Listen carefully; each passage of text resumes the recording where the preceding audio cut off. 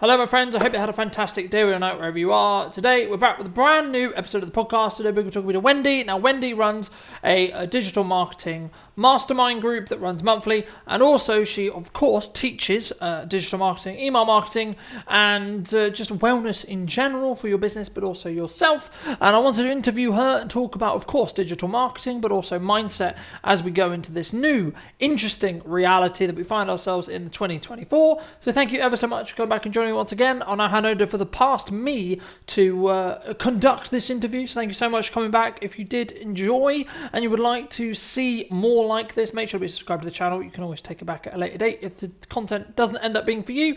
Thank you ever so much. I'll see you in just a moment's time. Hi there, I'm Wendy. Wendy from Norfolk, in fact, although from the accent, you'll hear that I'm not originally from the UK. I'm South African born and bred. I'm a wife, I'm a mum, I'm a multi-passionate entrepreneur. I have a couple of businesses that I run. One is a health coach, one is a digital marketing coach. So together those go really well, as you'll hear in today's episode. So yes, I'm all about family, food, faith, fun, and all the good stuff in between. So yeah, thanks for having me. No, you're very welcome. And thank you so much for the time. And I think, we're in a very interesting economic reality, right? Like, let's not beat around the bush. I'm trying not to on the show at the moment, because there's a lot of people who, let's be honest, might be finding it very difficult, might be struggling, might be etc. with their own mental health or financially or in business, etc. And we in the pre-show had a very important conversation, I think, around mindset. And that's where I want to start, because I think how someone tackles the next 3, 6, 12, 18 months, whenever they're consuming this, is going to be very important for the future of their family, but also their business, right, as well. And how do you, because, Industrial Revolutionist is, I trade time and then I get paid, right? That's the model which has been followed for a very long time, and that's what majority of people are used to. The model which I found, I think about 3-4 years ago, was this value-based principle around the value I add to you as a business, the value which I create for your entity, your business, you, etc., which is subjective, of course, is what I should be compensated for, right? How did you, or how would you help someone who is in a kind of employee, I trade time for money relationship, change their mindset into maybe that closer to that value-based principle, that value-based thinking? Yeah, absolutely. I think it's a journey. I know that when I first became an entrepreneur over 10 years ago, I really had to work so much on my mindset and adjusting it from that work an hour, get paid an hour, to actually the value of what I'm bringing, and actually transformational selling, which is more what I subscribe to. So the more of a transformation I can offer, that's what my value and what I charge and my rate and all that kind of stuff goes around. I think there's a couple of things here. If you're talking to someone who, is an employee, like, why would I be trying to change their mindset? If they want to stay an employee, if that's what they want to do, like, that's great. But if they're sitting there and they're thinking, right, how am I going to add more to the bottom line in my household right now? What am I going to do? Because, I went to my boss, they're not going to give me a raise, like, cost of living is going up, up, up, up. What do I do? And I would be saying to them, look around, look up, look at the opportunities that are existing around you right now. Never have we lived in a more exciting, opportunistic time, especially now with AI. I mean, the opportunity to create digital products, leverage your time selling. Digital space is open 24/7. There is so much opportunity. Like, I get so excited, I get giddy about all the potential things that I could be doing. And my trick is, like, I have to stay focused on what there is. But there's affiliate marketing, aligning yourself with other brands, and influencer marketing and digital marketing. And there are so many opportunities out there. But are we the sort of person who is going to look at the scarcity of the situation? Or are we going to be that abundant mindset and go, oh my gosh, there's actually so much we can do here? And therein lies the trick. And I think that can be coached, that can definitely be changed. And a lot of that's to do with your language, your self-talk, like your habits. 40% of what you do day to day, that's your habits. And your habits are determining your future. So if you want to change your mindset, start with your daily habits. What are you consuming? What are you reading? What are you, allowing into your life? I mean, I do not consume the news, and it's not to say I'm uninformed about what's going on in the world. Trust me, I very much am. But I keep a very tight circle around me. In terms of the people that I spend time with, the information that I consume, because I want to protect my mindset. I don't just want to let any old trash fly into my life, especially in this world right now where there is so much coming at us. We need to protect our energy, and for our family's sake, for our loved ones' sake, and certainly for our business's sake. No, I completely agree, and I think it's really important because it will have an impact on how you show up, right? Not just in work, right? And I know we're going to get on to work-life balance, and we're going to get into that later, but I think that a lot of it comes down to kind of where your backbone is, where your yardstick is, right? As a human, right? Not as an entrepreneur, not necessarily as a mom or a father or a son or etc. or a partner or etc. Which depending on the context, right? But as a human, right? As me as an individual, and I think it's really important to appreciate. And something I noticed in the pandemic, especially, was exactly what you were talking about there, which was I was consuming too much news, and I had this kind of it's quite hard to describe it. It's like this hold on you that's like, oh, you don't see the opportunities or you don't see the positive reality that you can have because that energy and that mindset is solely focused on the negative that's happening. And something that I always say to people when they're looking at it is, yeah, of course you should be informed. Yeah, of course you should know what's going on in the world, right? But at the end of the day, is there much you can actually do to control that thing? We can sit here and be empathetic about what's happening, etc. And for obvious reasons, I won't mention those things because it will change by the time. Oh my golly! By the time this, right? I mean, a big thing I had recently was a lot of business owners were coming to me and going, can I actually be promoting my business right now, given the situation going on out in the Middle East? Because it's really in poor taste. It's disaster and that. And I very quickly, because I've had this, over the years, pandemic, all the things, I went, absolutely. We have such an opportunity with our businesses to make an impact. The more we can serve people, the more money we can generate, the more we can donate.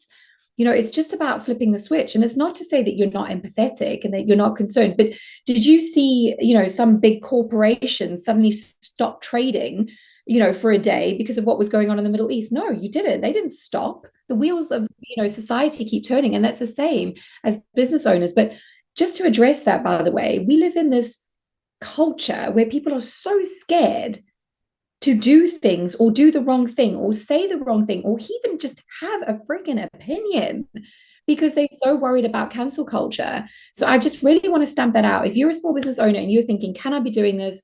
Is it in poor taste? Absolutely. As long as you are showing up authentically and you are serving and you are giving value to people, 100% you should be promoting your business.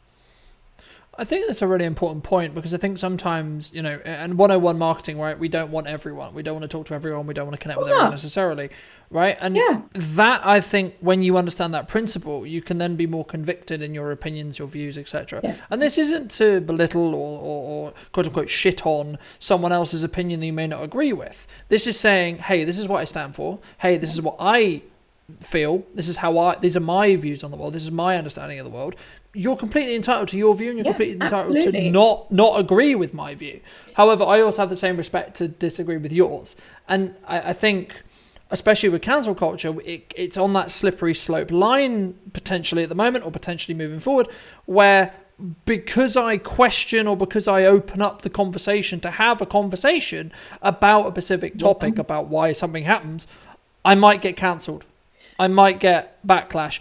And that's why I potentially won't do it. And that, for me, to be honest, is a slippery slope and is a big concern. It is. A freedom of expression point of view. Exactly. Absolutely. I feel like when I'm the most authentic with my content, and I'm not the sort of person who outwardly goes on social media to be controversial. That's just not my bag. Like, I grew up in South Africa. We had enough fraught politics and stressful situations going on. You just didn't want to go there. But whenever I show up and share a genuine opinion, and that is when it resonates the most. I mean, recently I put up something on my stories around why was that we weren't going trick-or-treating as a family and what my views were around my faith with that. And oh my goodness, the outpouring I had from people, people that didn't share my beliefs, but they were like, this is a really important conversation that we need to be having, because I hadn't thought about the fact that, you might not celebrate this, and there your child is feeling excluded because everyone's talking about going trick-or-treating. And actually, if there was somebody that had, a faith in the class that didn't believe, you wouldn't make a Jewish person eat ham. So why would you, force that? And I know we're getting into extremes here, but at the same time, it just opens up a conversation with people. But as I say, like, if you show up an authentic way, not that you're attacking or that you're trying to put your opinion on people, but actually it's okay to be vulnerable, and it's okay to say, look, this is going on, or I don't agree with this. Or, I was the first to put my hand up at my own church and say, I don't think it's right that we're saying let's pray for Israel. I think we need to say Israel in the Middle East, because it's not just Israel that we're not supporting Israel. We're supporting any person here right now who is affected by the terrorism of Hamas. So let's not get into all the politics, but it's okay to have an opinion. And we've started to become this society that daren't have an opinion. Yeah, and I think, as it comes to any opinion, right? Like, we can sit here and we can say about X, Y, or Z, but it's about saying, this is why I'm going to be authentic and this is what I technically stand for, right? Yeah. And, moving back to business, that's something that we've done for as long as we've done business, right? People who synergize and agree technically with not necessarily like political or religious or etc. But it's just saying, this is what I stand for, this is what I believe, and this is how I work, right? Like, I've seen it with swearing sometimes, I've seen it with etc. And, as I say at the beginning of the show, it's one of those things where you're not going to connect with everyone, and that's okay. But it comes from this ability in your mind of saying, okay, I could have this scarcity understanding of, oh my God, this person doesn't want to work with me because of a view I hold. But actually, that's okay. And the fact that actually for every person that maybe doesn't like that view or doesn't like that approach, and we're going to get into one in a moment of, that as well, there will be an opposite side to that actually says, yeah, I get why Colton's coming from. I get where, I get where you're coming from, and I always say to people, and understand it.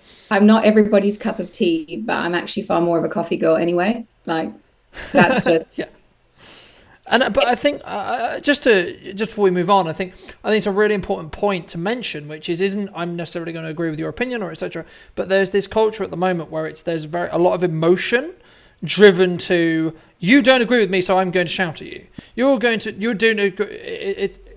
going to be very pull away, isn't it? I think we're gonna see a lot of that in our country, in the UK. You've seen it in the US, but we're going to see it now coming up next year and the year after, and I think we just have to be very careful as a society. Like, we need to allow people to have opinions, but again, we need to respect each other's opinions and just give people the space and the grace as well. And people are going to muck up, but people are going to say the wrong things as well. So it's also not just jumping on that either. Exactly. And it's about having the core understanding of respecting the other human being, right? I may not agree with everything that you say or do or etc. And if I agree with certain parts of that person, whoever that may be, I'm talking generally, right? Yeah. Whoever that, but if just because I agree with this specific thing that they have said doesn't mean I agree with everything they've ever said ever, right? Yeah. Either. Which is an important disparity sometimes. Talking about things we don't necessarily agree on, right? You're a massive advocate for email marketing, which I understand. Okay, cool. No hate, no, talking about respect from a core level. Respect anyone who does it. Personally, for me, I don't like it, right? Now, I'm not going to sit here and make an argument. It clearly works and has worked for a very long time. Personally, for me, now that might be because I'm a dyslexic, that might be because I've been consuming and given access to and seen some of the questionable practices that especially the American culture has brought upon email marketing. Okay, right? It can become very pushy, very salesy, etc. But for those in a basic concept, because I know you're a massive advocate for email marketing, right? Hence why I bring this conversation to the show. Why should people consider email marketing? What is the why should we care? Yeah, before I go into that, there's a couple of things I want to just say there. So you say I'm a fan of email marketing, and you say you are not, but there's almost like the insinuation that I'm pro email marketing over, say, social media. And I think, as I said, pre-recording, you need one with the other. It absolutely works synergistically. Now, the other thing, just to address dyslexia, inclusivity, etc., because I am someone who has ADHD. So for me, again, that's something to consider is people's learning styles. So what I would always say to my client is, it's not that I'm like, oh, email marketing is the only way, but I'm always going to sit down with the client and establish with them, like, where is your ideal client? Where they're hanging out? You know, I put up some content yesterday about Facebook for Business, because a lot of people have written off Facebook for Business because they're like, oh, you know, pay to play, etc. Not, you know, it's dead. And I had a massive growth in my Facebook business page last month. So I was saying, not by my stats that it's dead, but at the same time, it's going to be different for everybody. I was like, sure, if your demographic's 18-year-olds, they're not hanging out on Facebook, but it's thinking about where your clients are. What I would say about email marketing is that in the space of social media, which is very, you know, can be very saturated, very noisy, because a lot of people tend to sort of plug into the bigger, you know, the Instagrams, the TikToks, you know, maybe I think really have not thought about sort of necessarily what their niche is. I was speaking to a client the other day, I was like, they're a stylist. I'm like, why have you not got Pinterest? Like, there's your platform. There's where you need to be, not trying to compete on Instagram and all the noise. But I think for email marketing, it's very much a case of, it's the one thing that has stood the test of time. It's the one thing that people are generally opening and engaging with every day. But in saying that, like, I even have customers who have unsubscribed from my email list. And when I'm, you know, and depending on who they are, I'll follow up with them. They say, well, no, because I get that content from you, maybe on social media. So I'm very much an advocate for content repurposing. So yes, going into a lot more detail in my platforms, like my email list, my VIP Facebook group, which serves those audiences at a deeper level, and then using social media on the periphery to pull people into that I suppose that funnel, my world of speaking to me. So again, as long as you've got different learning styles, catering to people. So audio, like even now podcasts, I was joking today, I've launched my podcast again recently, my new season, and saying, oh, I remember 2 years ago when I could just show up in a messy bun with PJ pants on and trousers for the UK people. And now I have to actually look, you know, compass mentis. So, you know, because people want visual on podcasts, don't they? Yeah. So yeah, things are absolutely. always And changing. I think that's a really important point, right? Which isn't actually about email marketing as a whole, right? It's about actually understanding the process which happens in marketing, full stop, right? Yes. So you have, Reverse engineer. What are you selling? What's the journey for your customer? You know, and what I teach, what I know, what I do, what I etc. is a very simple triangle. I've done it multiple times. I'll do it again very quickly for those who aren't aware. You know, you've got the top, but you've got your awareness. Who are you? What do you do? Etc. Really, really basic level. Really, really quickly. You should have a pillar piece of content that is your awareness trigger, right? The podcast being kind of the second level in my awareness, right? After that, you've got a nurture stage, which is kind of what the podcast is really designed to do. This show is really designed to help me do that. And then you have a conversion tool, right? So you have something that then converts people into your sales triangle, which is an entire separate conversation. Yeah. But in crux, that's what marketing's doing. And when we talk about email marketing, video marketing, content marketing, doing backflips to create attention, whatever it is. All the things. Right? It's about understanding which of those three you're doing and which is the best. Firstly, I would actually say more importantly, which can you do more consistently and which is going to allow you to articulate your message consistently and effectively, followed by who do you want to connect with? Absolutely. And the reason why it's that way is because there's no point in me doing an email marketing if I'm going to fluff it. People always say, well, what's the best platform to be on? Or they'll ask me this generic question and I'll be like, let me ask you a question. What do you like doing in your business?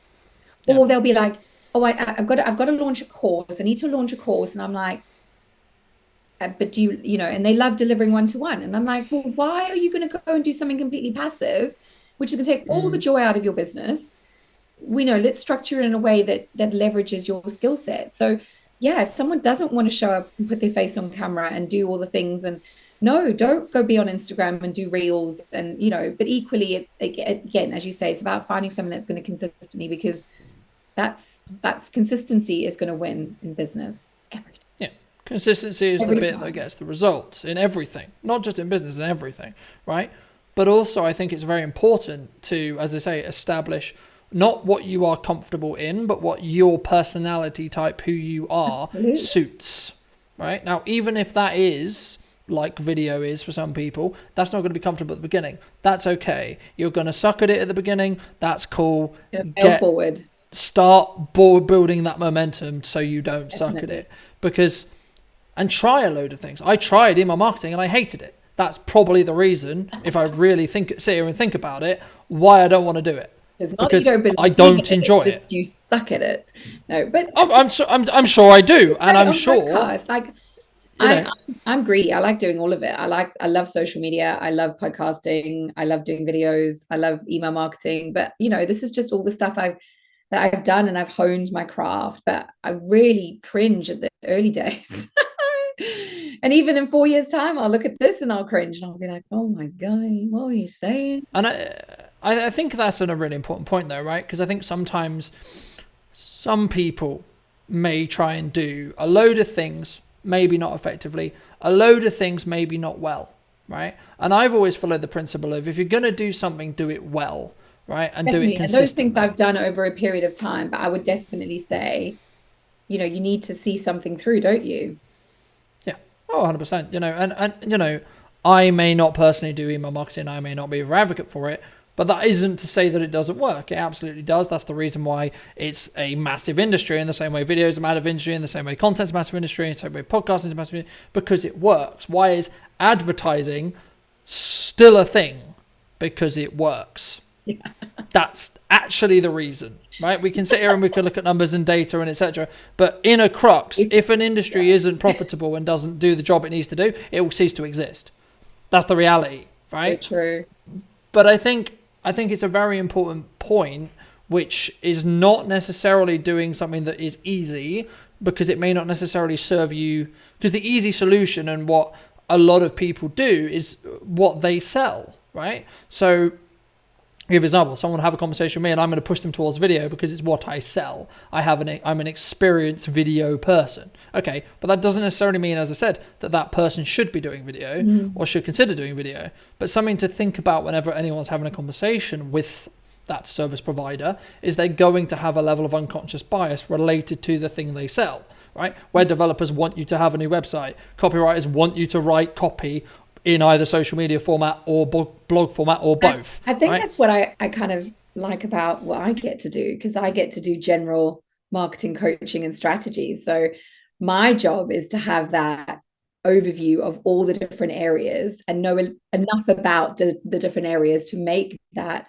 recommendation, but then pull people in that are the experts like yourself in those areas, whether it's visuals, graphics, video, podcasting, or whatever it is. And so I think I've always been that generalist. I always have loved having a lot of knowledge about a lot of different things rather than being an absolute expert in one thing. Although I suppose you could argue that I'm an expert in digital marketing because that's what I do day in and day out. But yeah, I think also the concept of expert is subjective though, right? Yeah, because absolutely. I'm sure you're like me in the respect of the definition of expert is only in relationship to the person you're serving, right? Absolutely.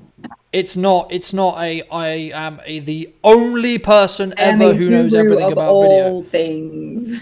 Yes. And I know, and there's nothing else for me to learn because that would be preposterous and not true. I think I think the definition of an expert should be that if you actively consume content around your topic, like of expertise, like digital marketing or video marketing, for fun, because you're such a nerd and you'd rather sit and do that than sit and watch Netflix, that kind of makes you an expert, I think. I think that should be the definition, because you love geeking out on all the latest and greatest information. I think that's what defines true experts, because they actually do this for fun. They do it whether they got paid or not.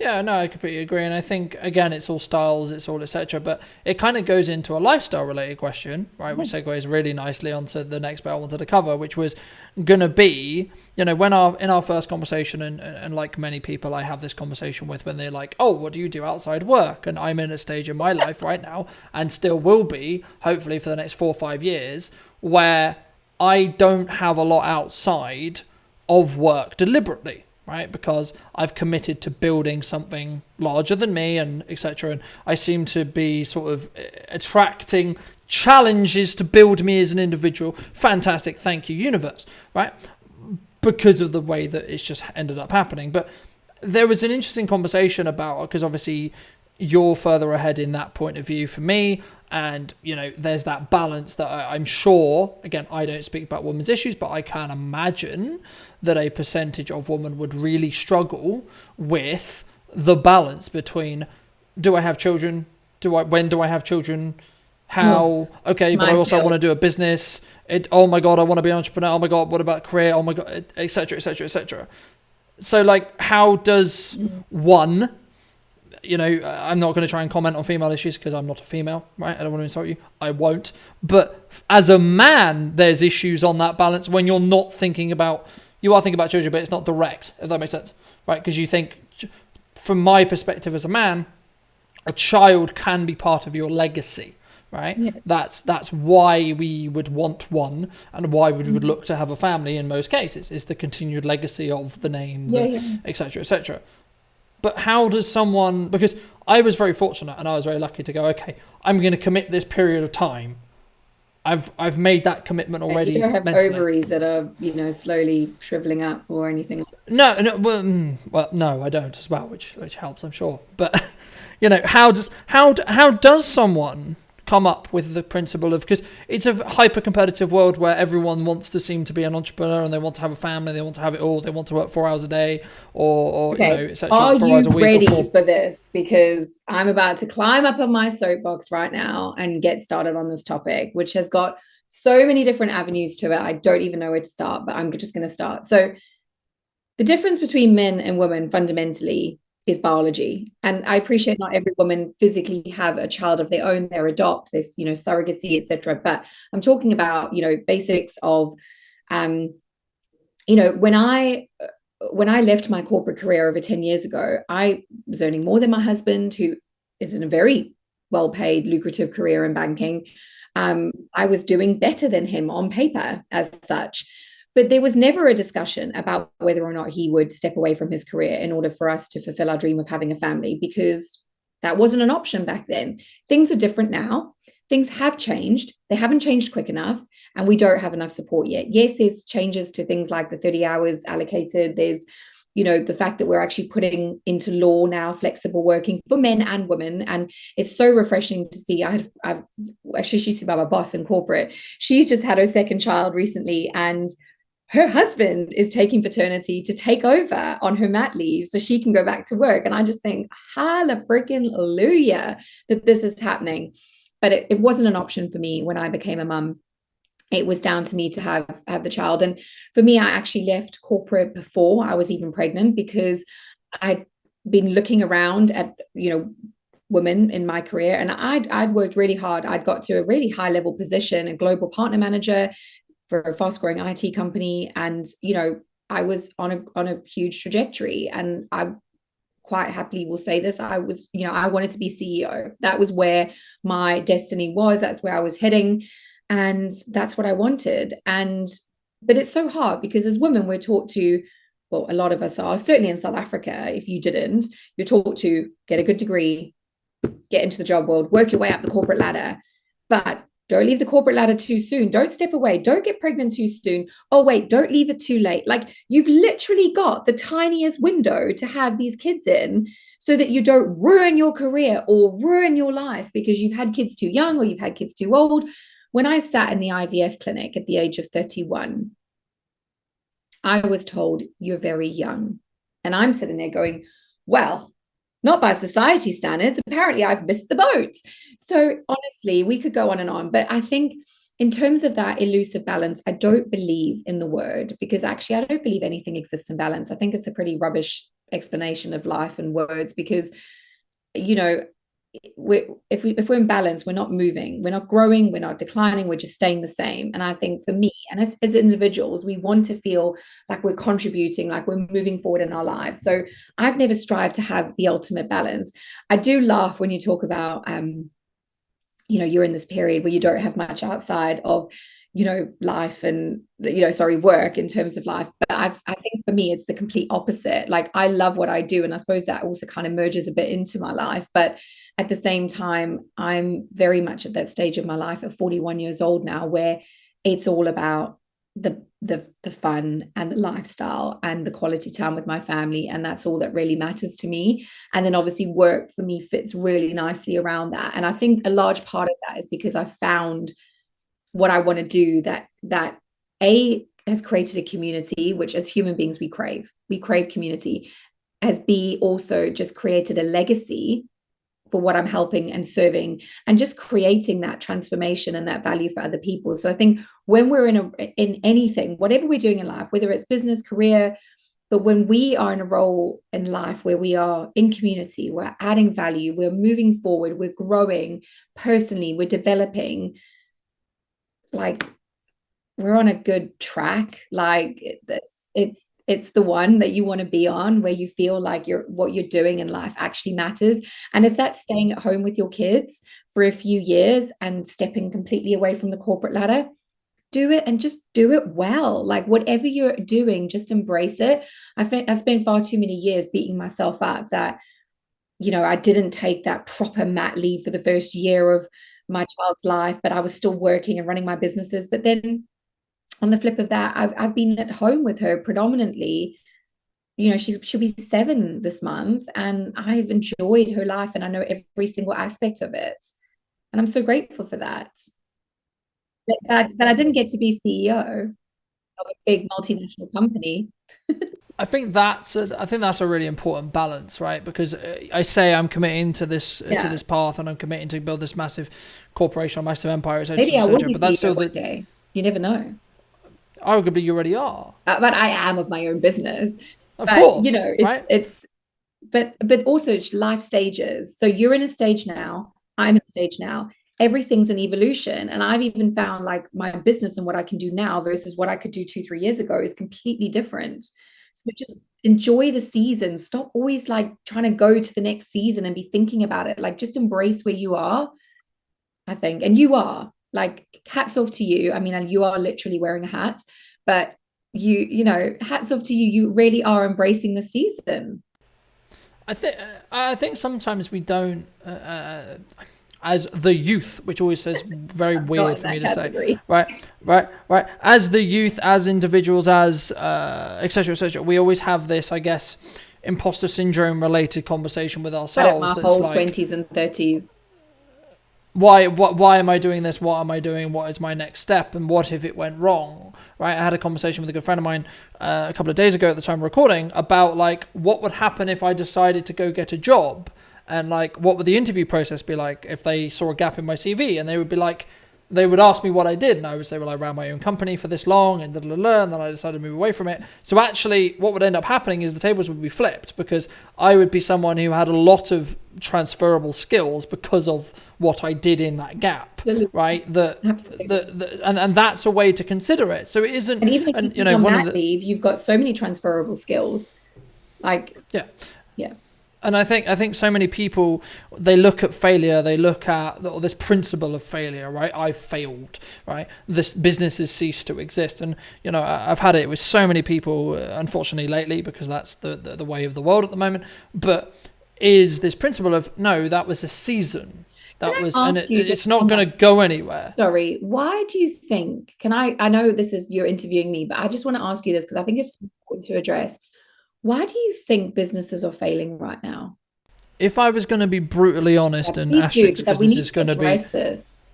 because this is brutal, is because they get in their own head Okay, I don't think about that's it. hard. They sit there and go, the world is over, this is going on, the economy is in tatters, I'm fucked. That's the reality. Okay, I think. If you're asking Colton, right, that's Colton's answer. Because there is going to be trouble, there's going to be fire, there's going to be this. It's about how you show up to tackle those there's problems. always something. Like, we also know our economy is designed to like go in 8 to 10 year cycles of doom and gloom. So if you know that, it's so interesting to me you say that, because I would say a year ago, I was sat in a position in my business where I was really sitting there going, what the actual, like, what is the way forward here? Because I'd been running a business for a long time that had seen massive changes through COVID and the pandemic, like from in person to online, and, was in the world of affiliate marketing. and there'd been such huge fundamental shifts, and my income had literally halved 2021, 2022. And I was like, okay, there is no more halving this income can do for the next year to make it viable. Okay.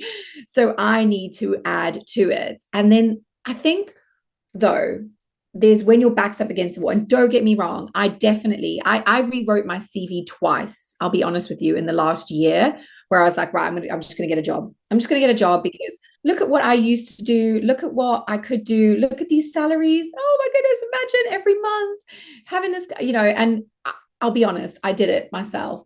But I think what those situations really forced me to be was resourceful and to think, right, what can I do in this situation? And I think for me, it was getting really quiet and really still and listening to my inner intuition around what was right. So I decided to park one business, focus in on trading off my own name, my own brand, which, don't get me wrong, like, it started to take effect, but it's taken pretty much a year for me to finish this last month on my biggest turnover month in probably the last 3-4 years. And to finally hit an income goal. I'm just thinking about it because I hadn't really thought about it until now when I was saying these words, to hit an income goal that I had, like, was my password on my laptop for the last 5 years. I finally hit it. But that didn't just go, oh, well, I thought happy thoughts and everything flowed. It was very systematic. And a lot of times when I wanted to throw in the towel, and then I rewrote my CV, and then I applied for jobs, and I thought, no, sod that, I'm not doing that. And then, keep getting up. And I think that's the resilience that comes with being a business owner. And like you, I've seen a lot of people exit the industry and quit in the last year. And I just wanted to ask your opinion on that, because I have my views. Personally, I think it's a simple question that the audience member needs to ask themselves, right? Is, honestly, answer this 100% honestly, yourself mentally and etc. How much do you want it, or how hungry are you for it? Period. That's it. That's the only answer. For me, right now, sitting in front of you today, I still want it more than I did 3 years ago, 4 years ago. And for me, I want the freedom more than I want anything else. Yeah. So for me, that's what drives me, and that's why I won't take the job. Personally, I know I'm not going to operate very well in an organization, right? Unless I'm given a department, okay, to run. Fantastic. If there's any jobs out there that want to give me a department and pay me lots of money to run a department, let me know. Until then, I will continue to do what I know how to do very well, which is, right, okay, this is the reality I have. These are the problems I need to fix. Right, how do we fix those? Cool, right. Let's go to market. Let's actionable step. Let's get those solutions rolling, building that momentum, right? That's not easy, no, but it's what I know how to do. On this, before this flies out of my ADHD brain, it's really what we don't realize, and this is a huge part of what I believe I have a skill set in being able to do with other women business owners, is really get people to identify, like, what is your voice, what is your message, and what are your unique giftings that you can share with the world. So for me, I recognized in this low point a year ago, okay, what am I really good at doing? Well, I'm really good at building community, building a wellness business in the online space. Okay, those are the things that I can do really well. Right, how can I monetize those things? There are so many ways that we can monetize, and it will be that you need to seek out help and guidance. But this is also where I think I get a bit upset when I see a lot in the digital space and the money that people are commanding. I mean, I saw something yesterday where someone was like, spend a VIP day with me and get your whole launch mapped out. And it was £3,500. And I was like, nowhere in your right mind is that, like, no. Like, how people can't, anyway. So I just think it's about, looking at what your mid to long-term goals are, and then finding the right people that are going to support you alongside you. I think that's a really important point, right? Because it opens up a question that I'm now going to ask you that wasn't planned. Okay. But is there a lot, as the economy potentially gets more interesting, et cetera, more likely to be, because the £3,000 kind of ideology thing that you mentioned just now takes to me as an assumption that it could be a get-rich-quick scheme, right? Because one of the best ways in theory, online to make a lot of money is to sell the concept of making lots of money, right? This has been something that we've known about for a very long time. Yeah. Is that more prevalent and or more likely to take place now? Things are quote unquote harder. We're seeing a big upsurge in it right now, which you naturally will when the economy's floundering and people are going, quick, what do I do? Let me just bang out a high ticket offer because, you know, I don't like swearing, but this is like the best phrase: bullshit baffles brains. Like that's the best way I can describe it. Like, if I seem like I'm the most expensive, then like I must be the best at what I do. But actually, what I've really sought to work against, and this is where the economy is going to help us business owners that stick, because we are going to be the ones, once all the chaff clears out, that are going to be there showing, serving value, and then being able to earn a really great, sustainable, healthy, thriving income from our businesses because we've stood the test of time. But also, and I'm not saying people shouldn't be allowed to go and make good money and charge what they're worth. And if you are delivering the transformation, you know, you can, someone once said, if you can deliver someone the most outstanding transformation and it takes you half an hour and that's like going to deliver an ROI of more than 10 grand, charge them 10 grand. Like, you can do that. But I mean, for me, that just seems balmy. For me, I'm much more about giving the ultimate value. And for me, like, I just see kind of that customer journey for my clients coming into my Thriving Biz Club. It's a lower ticket item, but it's a program that supports, but it leads to upsell of like one-to-one services, coaching packages, etc. And so for me, it's about, but actually as a standalone, and even that down to the free digital marketing webinar class I deliver as one of my lead magnets. It's like, I want people to get so much value from this that they come away from it and they could actually execute on it, and I wouldn't earn a cent. And that's, I think, the point where it's going to get very interesting. And we're probably looking at this in 6 months to 12 months time. Definitely. Right? Because at the moment we're still in this fear level of people are just not spending because they're terrified. Yeah. Right? They're just terrified into, I'm holding on to every pound I have because I have a scarcity mindset of it's not going to be there. Yeah. Right? I'm not seeing that. I'm seeing if they've got their messaging right and if they're solving the pain, they're selling, they're succeeding.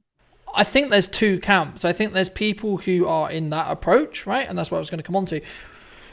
There's a lot of people who create a lot of content and make a lot of promises, right? The difference between people who are going to get through are the people who can follow through on those promises and actually deliver what they're saying they're going to deliver, right? In comparison to, I'm going to promise you the world for this money, right? Come on my retreat, come on this, come on that, whatever, right? And I think the key at the moment, we haven't quite, and this is going to sound horrible, we haven't quite got as bad as it needs to get yet for the people who don't actually have the value they're asking for the financial compensation for to fall out the bottom yet. Because we're still not there, right? We might be, we might not. I'm not trying to predict the economy because there's no point, right? But the conversation should be, and what I think is going to happen in 2024, 2025, 2026, 2027 is going to be down to a value-based proposition in regards to the content you provide is the people who will rise to the top.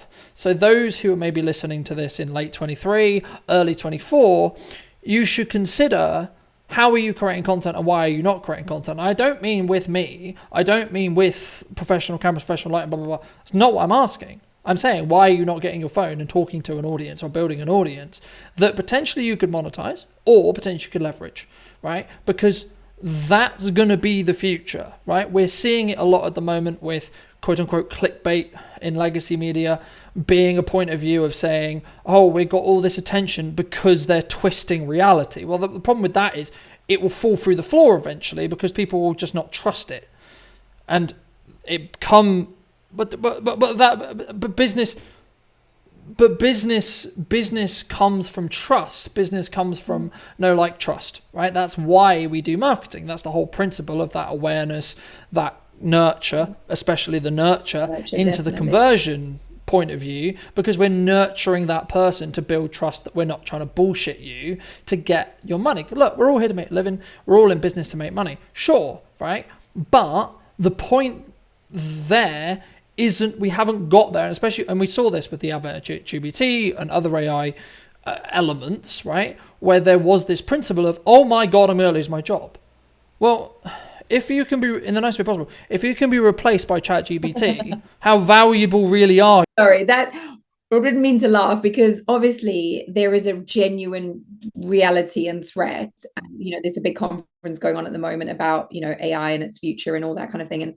And definitely, but I just mean, you know, again, I'm seeing these like ads, and I'm laughing only because I'm like seeing one of these ads that I saw like today, where it was like, create your course in 30 minutes and sell it and make £1 million, kind of thing. And it's like, oh, it's all that stuff. And it's like, yeah, absolutely. You can use that as a prompt and something to give you ideas and write headings and all that kind of thing. But people still need a human being to help deliver the transformation. And so, yeah, it's kind of, it's just so interesting how these things get marketed, get rich quick and all that kind of thing. And you're like, well, but yeah, I mean, it's the age old, isn't it? When people hate the like self-checkouts, because they're like, oh, this is taking jobs and this is frustrating. And then you still want to check my groceries at as you come out the door, and all that kind of thing. But whereas I'm over here going, I don't even go to a grocery store. Like, I do it all online. Technology has always done this, right? Yes. The reality, the principle, and look, I'm not sitting here saying ChatGPT isn't a tool that you can use. Absolutely, you should be using it, and absolutely, I'm using it, right?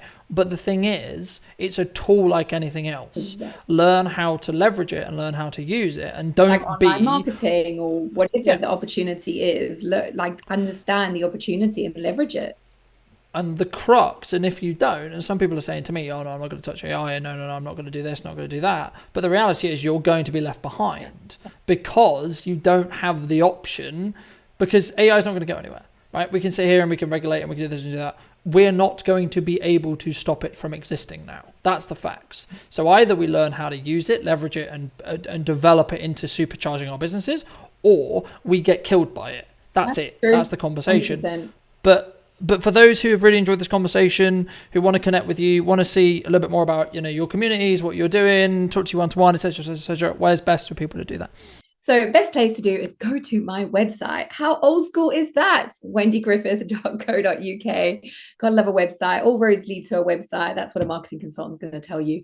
But I do love hanging out over on Instagram, sharing my stories and chatting to you and, sharing content. I love making reels and all that. So that's Wendy Griffith _thriving mum.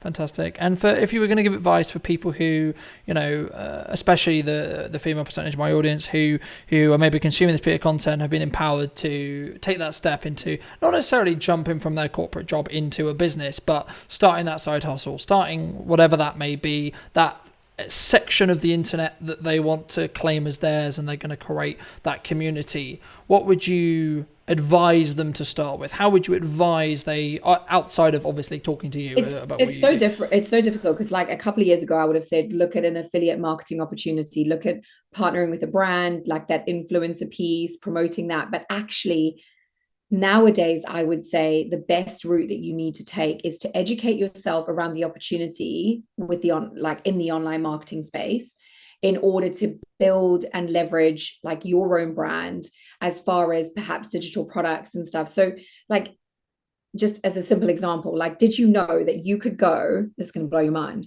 you could go on Etsy right now and you could buy a download, which is like a meal planner for busy mums, for example. I actually have one of those, but you can go and buy one. I didn't buy one, by the way. I made mine and I was like, why not just buy one?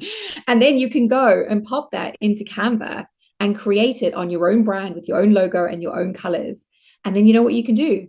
You can create a great easy landing page, and you could sell that through social media for like whatever, 10 quid, and sell those and promote those, but using the skills that you learn through digital marketing. And imagine if you had 4, 5, 6 of those, and then they led to like you being a course, like creating a course or coaching, or like, oh my goodness, the mind just boggles at what you can do in the online space. So I think it's just really like getting excited by it and thinking and asking questions around what you can do. But yeah, so much opportunity. And I think that's a really important point.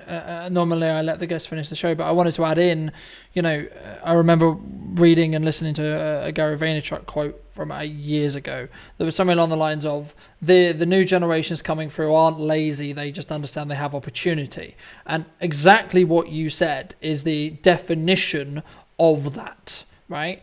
I'm very fortunate, and I've said for a many, many long time, that I was born at the golden time, because I was born as the internet became a thing, and I grew with the internet. So as I started understanding how the world worked, I also got to understand simultaneously how the internet worked, which put me in a stupidly powerful position now, because I don't have to sort of rewire my own brain. No, whereas I was explaining last night to my daughter at the pub, because there was a stack of library books there, what an encyclopedia was. And I was showing her how to use an encyclopedia, and how that's how I used to do my school projects, because we didn't have the internet, and she couldn't believe me.